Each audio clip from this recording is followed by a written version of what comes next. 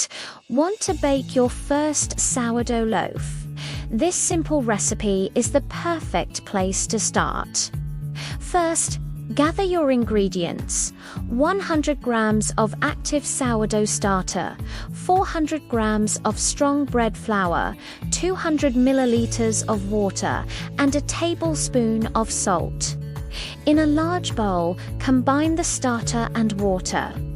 Then add the flour and salt, mixing until a shaggy dough forms. Turn the dough onto a floured surface and knead for 10 minutes until smooth.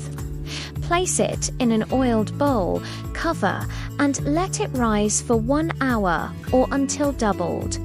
Gently shape the dough into a round loaf. Bake for 30 to 40 minutes until golden brown. Let it cool completely, then slice and enjoy your delicious homemade sourdough bread.